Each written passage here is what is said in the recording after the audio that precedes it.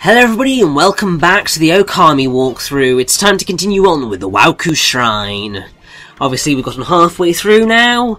It's time for the second half. We're not quite going to finish the dungeon in this part because, yeah, we're not quite going to make it to the boss. I probably could have done, but to be perfectly honest, I wanted to end up with a nice round number by the end of the walkthrough, which I have actually achieved, which I'm very proud of. But also I didn't want two ridiculously long dungeon parts. It just felt wrong, especially considering the amount of plot that we're going to get once we beat up our bosses for the dungeon. So this is just going to be the rest of the dungeon, then the next part is the actual boss fight. Although that said, we do get a reasonable amount of plot here, so that's fun. Also, you may have noticed that the wonderful snow decided that it's going to rebuild itself. That's not quite how snow works, especially at the speed this snow is falling. But it's still a nice fun little touch, if you care about that sort of thing.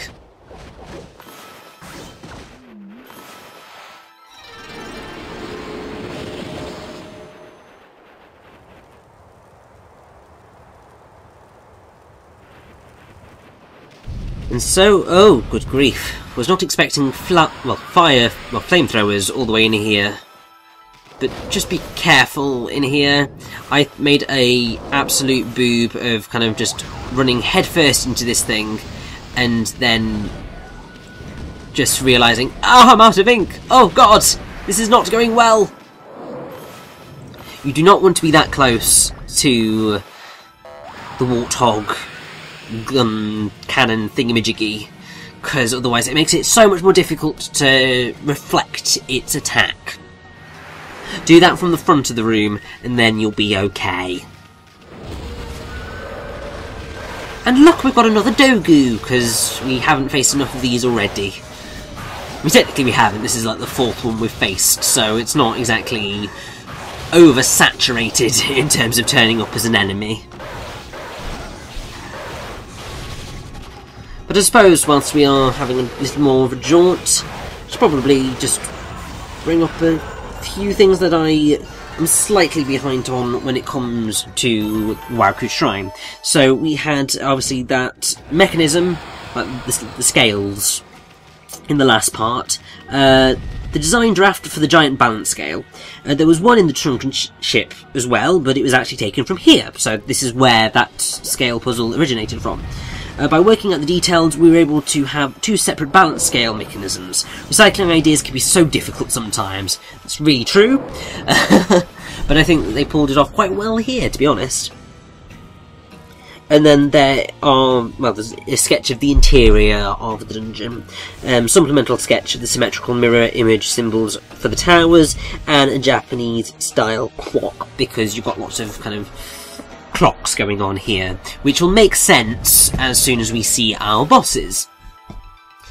But here is what is technically the halfway point of the dungeon. We've got a save mirror, we've got some items, so an Infinity Stone, a Holy Bone M.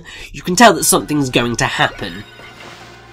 So this is your time to heal up, get prepared, and see what's waiting ahead of you.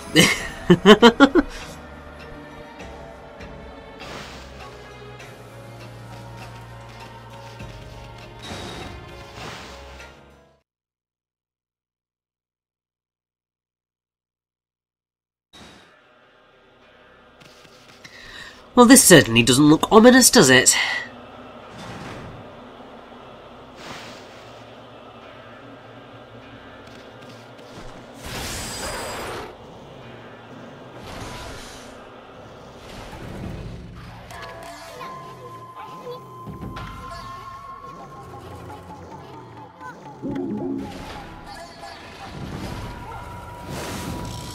And so, here we have one of the terrible demons that we have been facing. So this is the Silver Demon, Netchiku. Although it's just him at the minute, which is kind of disappointing, but thankfully this fight is not going to be too difficult.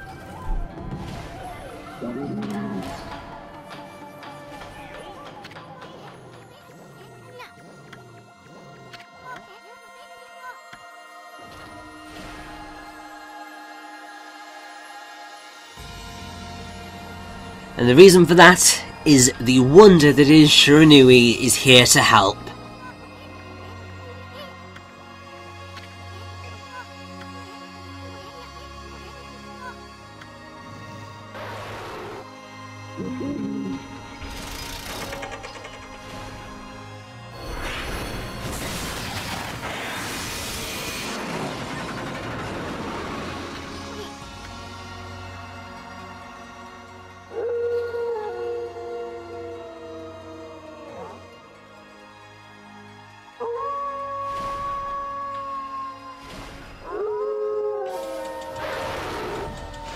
And so the fight begins. This is simple enough. Basically all you have to do is dodge any attacks aimed at you and watch Shiranui's much superior powers deal with Netchiku. You can help out by just attacking Netchiku when it's downed, but you can't really do a whole lot else for the time being. It's basically just a case of dodge, just guard against yourself, and Shiranui will do most of the heavy lifting for you.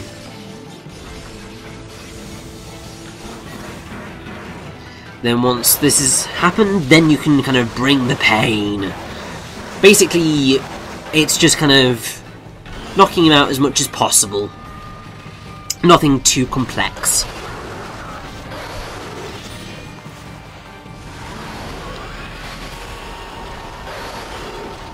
Now, seeing as we have quite a bit of time today, not so much time when we actually get to the final boss of the dungeon, I suppose it's time to discuss Netchiku and Netchiku as demons.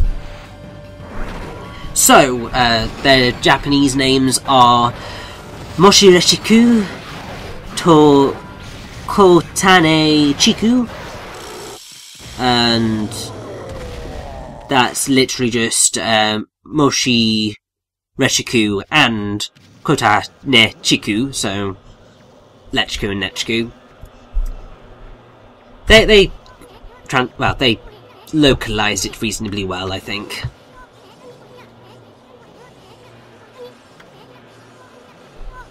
And already we have taken down one of them, though, okay, here's the other one.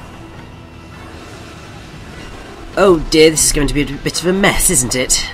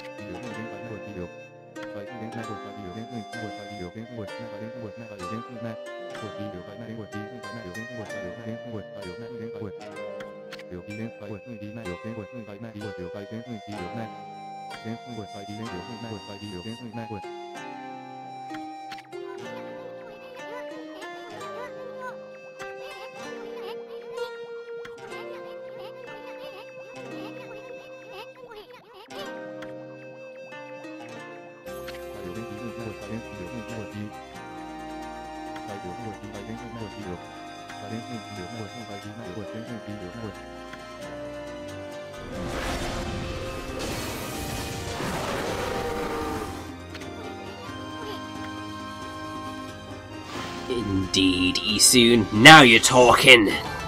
It's time to take on the second half of the dungeon! Although, unfortunately, Shiranui is completely out of it. I mean, I don't think many people would be able to survive that sort of damage. It's miraculous that Shiranui is still kind of breathing.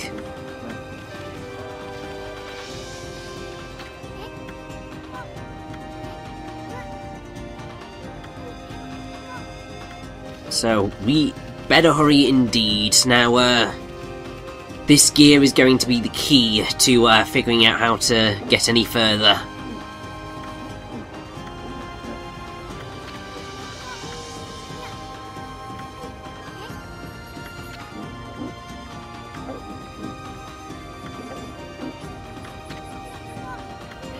It's magic, Oki. It's magic. Just go with that.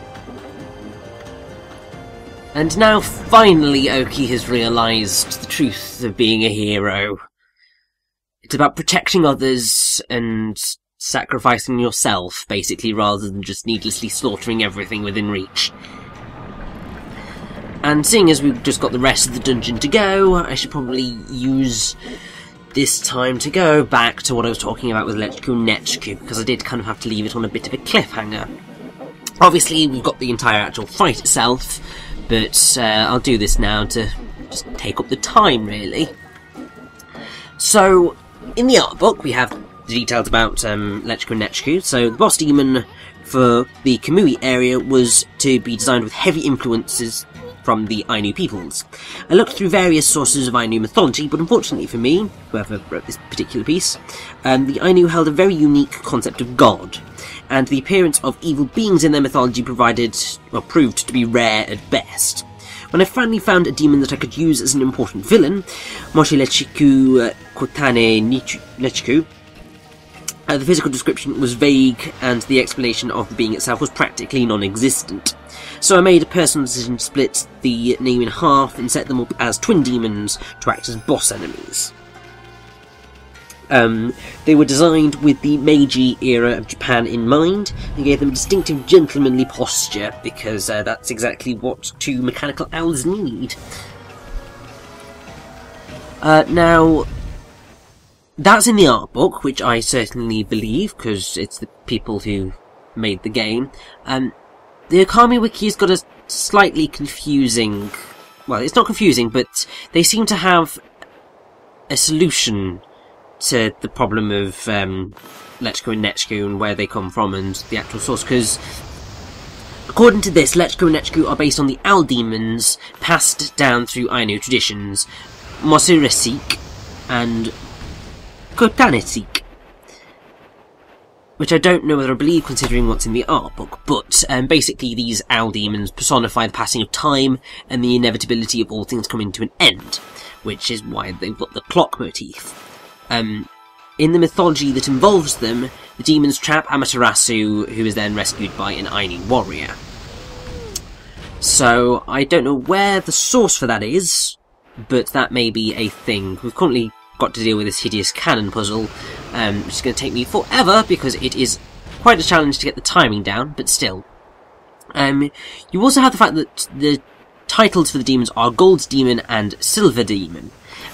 This may be a reference to the two Demon King brothers from the Chinese classic Journey to the West, because they are known as Great King Kinkaku, and the Great King Jinkaku. Kin and Jin mean gold and silver respectively, so that may be why it's the Gold Demon Netchiku and the Silver Demon Netchiku. So that might be why that is the case. And I believe that is all I can state for now. There is a wonderful little thing in the art book to do with the location of the battle, though, which is quite cool. So, although I think this is specifically... Okay, no, so we've got one about the actual peak boss fight, which we've just done, and then we've got one about the final boss fight against them. So, this stage has a time and clock theme to it. I thought it would be awesome to have a boss fight atop a glass-covered clock, but I guess most players would be too busy focusing on the actual fight to admire the floor. But don't worry, I took notice of the wonderful clock on the floor, because it really is a cool battle kind of field for things to take place on.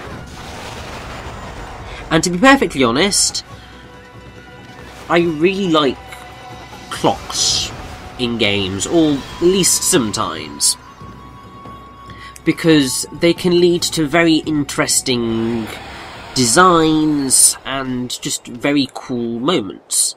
I mean, the main thing that I'm thinking of at the minute is Passion, the Passion Archive in Child of Eden, because that thing is so cool. I think part of the reason why I find that particular section of the game so cool is because of the song, which at the time was brand new. It had never existed. Well, it was on the GameCube Rocket's second album, which hadn't been released at that point, so it was kind of just like, oh my good god, this new song, and So yeah, I've got a fondness for clocks. Same as trees. Oh, me and my bloody weird tastes in level themes and so on and so forth. Now, the one thing I do like about this room is that the ice ball, once you've got it in, will restore if you knock it into a pit. Otherwise, this would be practically unbearable. Because you have to then go out, try and get the thing back in, and it'd just be a mess. But this is definitely a more complicated thing than any of the other areas we've faced. Now, I believe that was our final treasure. Or at least our final new treasure, so I think our treasure tome is complete, which is really goddamn awesome. It's kind of difficult to tell, considering you've got the fact of obviously the page isn't full, but I'm pretty sure that despite that, it is definitely complete. Now, this is the other frustrating thing about this room. So you may be able to freeze one half of these spinning platforms, but if you don't get both of them, then yeah, that's not necessarily going to end well for you. You kind of need to do both, / all if you can help it. And don't jump into pits, because that is absolutely stupid.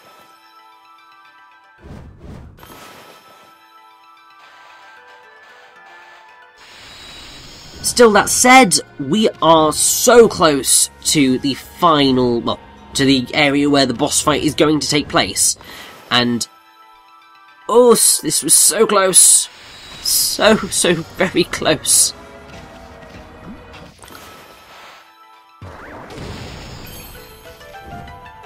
Yes, in there is an exorcism key which we need to be able to get through the door at the end of the corridor. And now it's time to just run all the way over there. We're making very good progress through this dungeon. I mean, as I said, we're practically already finished.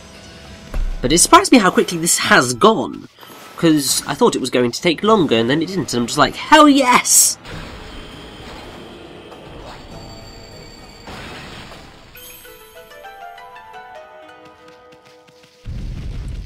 But yes, here is our final resting place. We have a save point, we have some chests, we have an imp merchant, just in case you wanted to get any goodies before you head into the fight.